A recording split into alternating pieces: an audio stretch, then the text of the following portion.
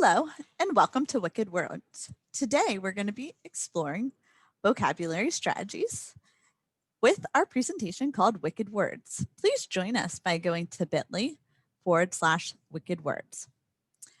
My name is Kristen Adams, and I am a staff development facilitator at the Carbon-Lehigh Intermediate Unit.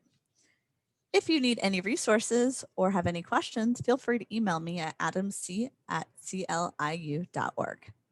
Today, our goal is to explore research and best practices to increase student vocabulary.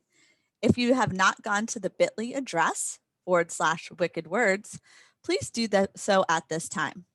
Once you go there, you will see the entire slide deck that you have access to with interactive links that will be useful throughout this presentation.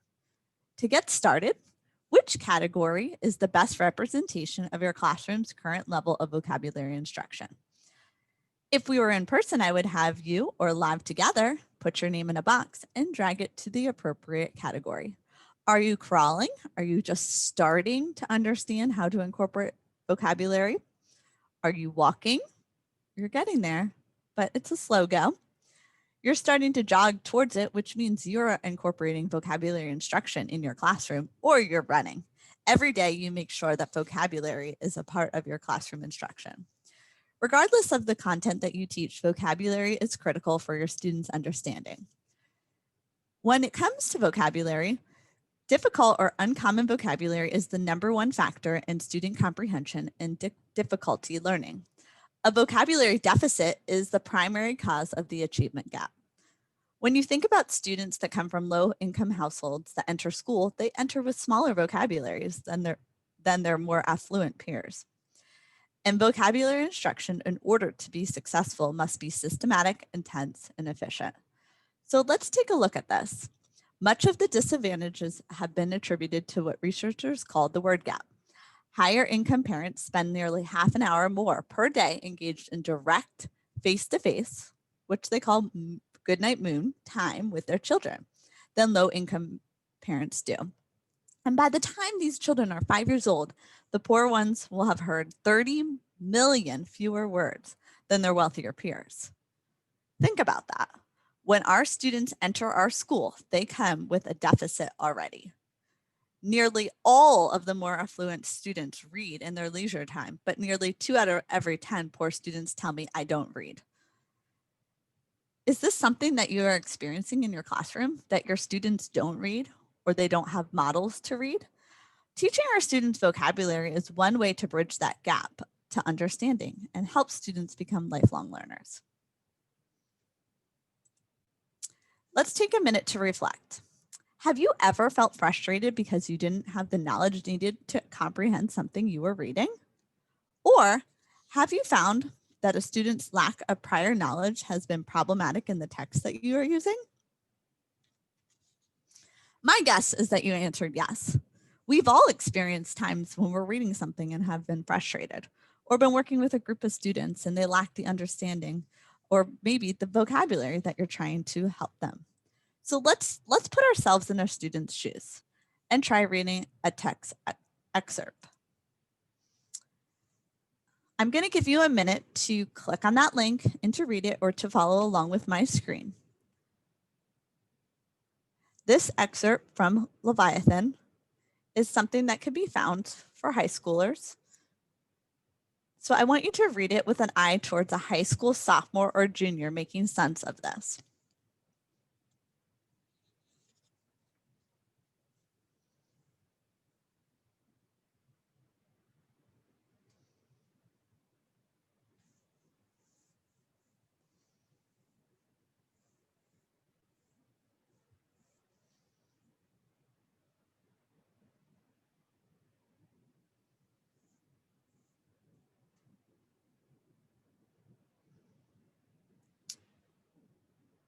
Wow. How do you feel after reading something like that? Think about if you were in high school. This is a technique you could put into any of your lessons. It's called a quick write. When you want your students to think, you could just have them stop and do a quick write right on the spot and write it down. If you're doing it virtually, they could hold up a whiteboard and show you your answers. They could write it in a whiteboard screen, or you could use Jamboard. If you have not used Jamboard before, I highly suggest using it as a collaborative tool. Go to your Google Tools and scroll down until you see the Jamboard. There you can create a Jamboard. Just make sure you give editing rights. If you want to try it now, click on the Jamboard link that's in the slide deck and it will take you right there. Or let's do a quick write. Write a sentence or two about what you think might help a high school sophomore or junior, or you, make sense of this excerpt.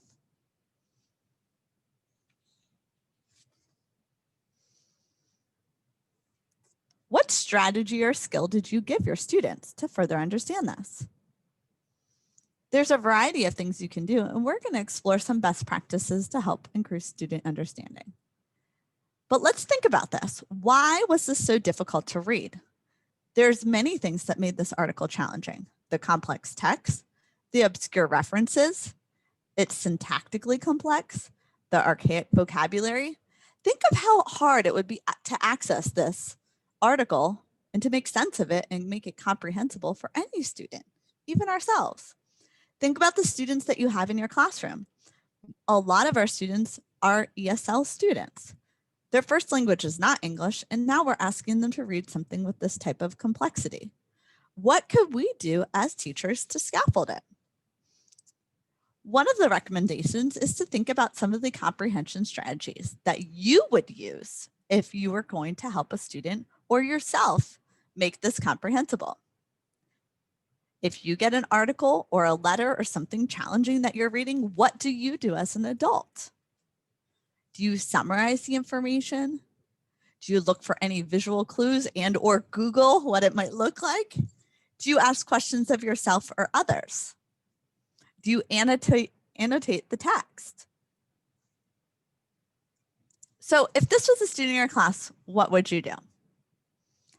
What I'm going to ask you to do, I want you to go back and reread the article. And as you're reading, I would like you to annotate or do some type of thing while you're reading that would allow for understanding.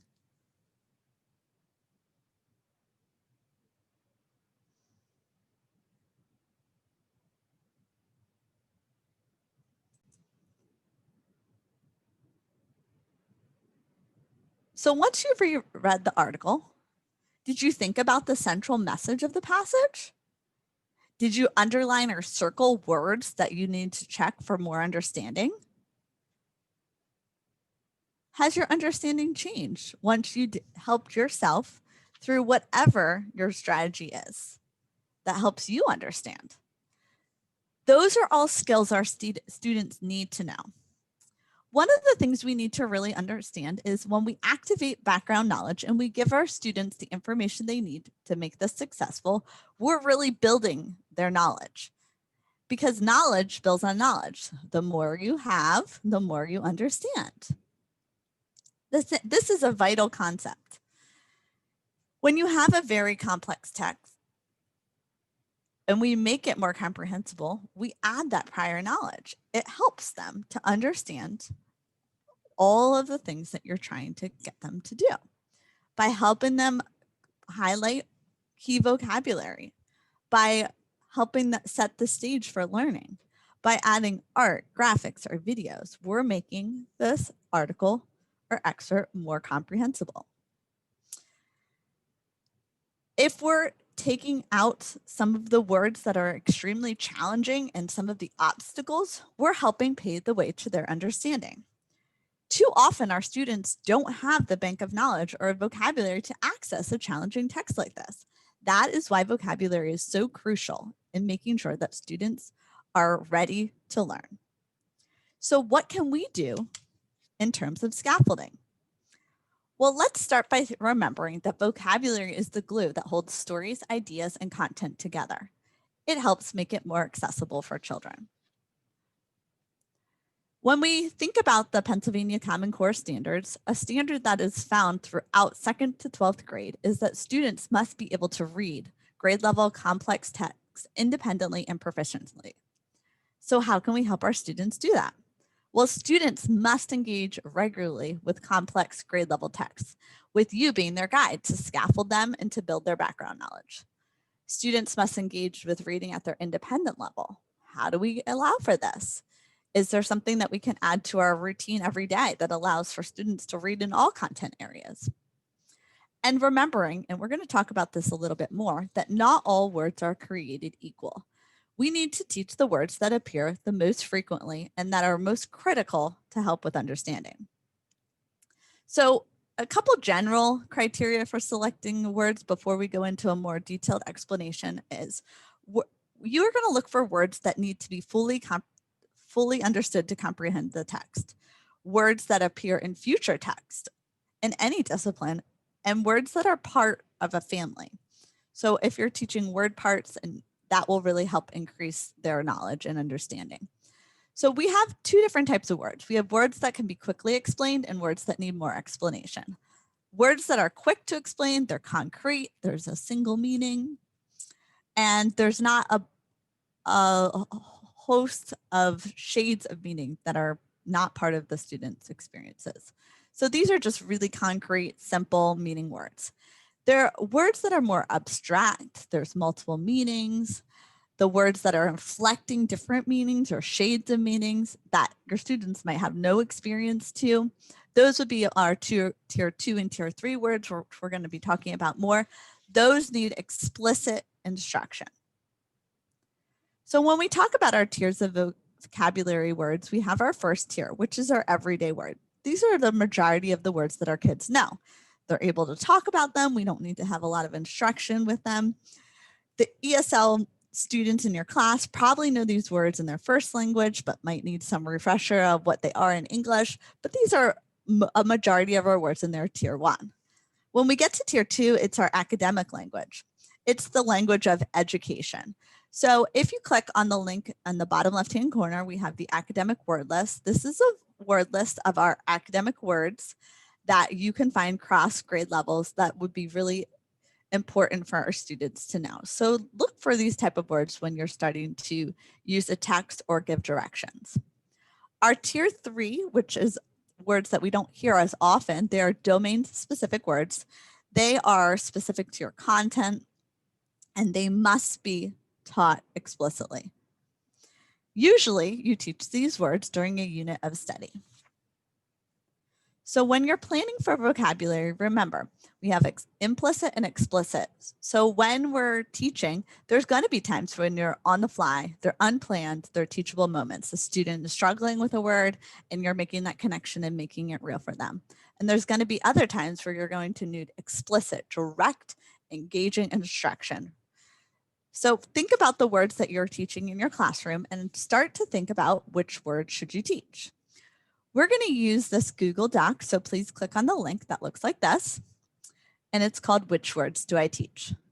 This is a 9th to 10th grade article that you could use, and what we're going to do is we're going to spend some time highlighting the tier 2 words in yellow and the tier 3 words in blue. So I'm going to give you some time to do this. I want you to, in order to do this, what I would like you to do is go to the top, File, make a copy, rename it for yourself, and then you're going to have the article there for you to use the yellow and the blue. I'm going to give you some time to do that now. Let's go back and look at some of those tier 2 words. Remember, these are words that are likely to appear across many types of texts. They're the academic vocabulary. And then we're going to look for some tier 3 words. If we were doing this together, I would call them out, but take a look at some of the things that I highlighted and take a look at what you did as well. As you can see with our tier 2 words, there's an array of different words that are listed for you. Our tier 3 words, remember, those are domain specific. They probably are taught in a unit set or a unit of study. So think about, if you're a science teacher, some of the words that you're teaching when you go into a specific unit in biology. What are those words? Those are your tier 3 words. Your tier 2 words are words that they need to access the specific content. If you have ESL students in your classroom, you need to be very cognizant of all this language and start to think of ways to scaffold or differentiate your instruction so that all of the vocabulary is not taking away from the actual learning in your classroom. When it comes to vocabulary best practices, there's a lot of recommendations out there. I'm going to give you a few now so that you can start to look at ways to incorporate them into your lesson. One of the ways that you could start, no matter what content you're in, is by picking a word of the day. This word would be a word that's crucial to understanding something in your lesson that day. If you click on Word of the Day, it will bring you to a slide deck that says Word of the Day. To use this slide deck, feel free to use the one we have here by going to File, make a copy, and then you can make a copy of it. There are text boxes inserted for you for your students to use. You could post this to your Google Classroom, and you can adapt this any way you want. In order to make your own, you could do the same thing by creating your own slide. So if you wanted to make a new slide or a new presentation, you could also do that. Let's say you have a graphic organizer that you already use. You could do that by changing the background. You can choose an image, so you could upload any of the images or any of the graphic organizers you already have on your computer. And you can set that as a background. So here's just a fun one that I had for something else. You could insert different text boxes and features to allow your students to type in it as well. So if you already have a graphic organizer that you like to use that helps students to understand your words of the day or whatever you like to do to introduce vocabulary, you can turn that into a Google slide and use that in your classroom. If you're looking for an additional resource, if you click on the meaning map, that will take you to a guide, a teacher's guide. This is from ReadWorks, and this is a simple way to build vocabulary and build connections throughout the week. It's a systematic approach to teaching Monday through Friday. And this is if you're going to be using a specific word throughout the content and you're going to be building on that word every day. This is an excellent way called a meaning map or meaning mapping. The Fristler model is another excellent vocabulary best practice, and this Fristler model is turned into a Jamboard. So if you click on it, it will take you to the Jamboard. Again, if you want to make a copy of this, you go to the upper right-hand corner where there are 3 dots. You click on Make a Copy, and you can make your own copy. You could post the Jamboard for students to work in groups to define the vocabulary word that you're asking them to define. You could make multiple slides and have students work on their own slide. There are many options when using Jamboard, and here's the Fristler model. Feel free to use that in your classroom. The KIM technique is an easy way that you can have students make meaning of new vocabulary by using KIM. Key vocabulary, word or idea, information, and memory/picture. Do not underestimate the power of pictures, especially with our ESL students. They need to make meaning and they need to understand what it looks like. So by creating images, you could use this online, or you could just have them write a quick KIM in a notebook and have them show it into the camera when they're finished working on their KIM. There are lots of vocabulary instruction ideas. All of the things on this slide are linked. So click on any of them and it will take you right to the different cognates, roots and suffixes, which is extremely important to understanding vocabulary, word wile ideas, and make sure every single day you're providing scaffolds to understand the vocabulary, whether you use a Jamboard, a Google slide, a KIM technique, or a word wall. Maybe you have a spot in your Google Classroom where you can post words and they can find the relationship of these words. They can put the words in categories. Every single content area needs to find ways to teach vocabulary that is explicit and systematic. You can play games with the new vocabulary, helping students to make the connections, finding the small words within a big word. Those are all activities that are critical for our students. This is an online tool that is great to show students how words are interconnected, called VisuWords. So if you click on the link, you can get started with exploring different words. At the very top, you click in whatever word you want to explore. So let's say you're using the word evaluate. When you type that in, you'll start to see the nouns, the verbs, the adjectives, and adverbs that are related to the word evaluate. In order to go even further, what you can do is double click on any of them, and it will extend the word even more. So if you want to look at evaluate in terms of judgment and you double click on it, now you will see all the different ways that you can evaluate something. If you hover over the word, it will tell you specifically what that word means. If you go out in any direction and double click, it will take the word even further. So prejudge, prejudgment, those are different words that students can explore. And if you double click in any direction, it will take the word and extend the word. So reject, it gives you all the different, it gives you the verbs, the adjectives, and the nouns that go with reject. There's another key that also shows you how the words are interconnected. This is a great way to allow students to start to explore new words. They can type any word they would like to use in the search engine at the top.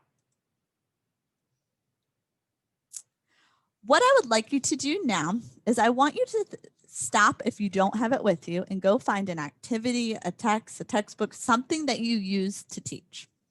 And I want you to apply the same strategy that we talked about with our tier in strategy. I want you to highlight or write down, if you would rather do a table, all your tier 2 words. Those academic language words that are found within that whatever passage or whatever text or activity. And then I want you to write down all your tier 3 words. I want you to look at your activity and I want you to start to think of those words. What are they? Which words should I spend time teaching? Which words should I spend less time on teaching? What are the words that are there that are critical to student understanding? I want you to also look at the directions. Look at the directions that you wrote for your students. Are they comprehensible? Are your ESL students going to be able to understand those directions? Or are your directions complicated as well? Are they filled with academic language that students might not understand? That is one area where you can adapt or scaffold for your ESL students or students in your classroom that have special needs. The directions should be comprehensible and accessible to all your students. So start by looking at your directions, and then I want you to look at the activity, and I want you to start to look at the vocabulary. Which word would you teach? Which words would you teach? I want you to pick one of the best practices that we showed you today, and I want you to plan something that you can incorporate into your lesson. Irregardless of the content that you are teaching, it is critical that vocabulary is a part of your instruction. Vocabulary is the part that's going to make your curriculum accessible to all your students. If your students don't understand the words that you're using when you're teaching, they're lost. Think about how you felt when we first read that first excerpt. If you had no experience with that, if you didn't understand all those archaic words, you would have felt frustrated. We need to bridge the gap for our students and make sure that they feel successful in your curriculum. So please take some time. I'm going to ask you to pause this, and then I'm going to ask you to spend some time looking at that, deciding which are the tier 2 words, the tier 3 words, and then figuring out how to take your next steps to incorporate best practice into your teaching. I would like you to spend the next 10 to 15 minutes working on that. After you have done that, I want you to go back and I want you to start to think. Now that you learned more about best practices in vocabulary, which category best describes your vocabulary instruction? Maybe you're crawling right now, but you have some new ideas. That's going to get you to the walking stage. Maybe you already kind of teach vocabulary, but you're not sure how explicit and systematic you've been with your approach. Getting to jogging, you know that you incorporate it, but you're not sure that you're picking the words that have the most value. And when you get to the running stage, you have thought about your tier 1, your tier 2, your tier 3 words. You've identified the words that are most critical to understanding and connected to future content, and you're ready to go. Thank you so much for joining us today with our Wicked Word presentation. Now that you have that bit.ly address, you can use or access all of the content that's in Wicked Words at any time that you need. However, if you have any other questions or you'd like any further ideas, feel free to email me at adamc@cliu.org. It has been a pleasure working with you today, and I hope that you take one of the best practices in vocabulary and start to add it to your lessons. Words are important, they matter, and as a teacher, our job is to make sure that our instruction is comprehensible and accessible to all students. So as you go into your day tomorrow, I want you to think, am I building the structures for my students and scaffolding for my students in order to allow for them to access the curriculum? Thank you for joining me, and feel free to follow me on Twitter or on my YouTube channel. Thank you.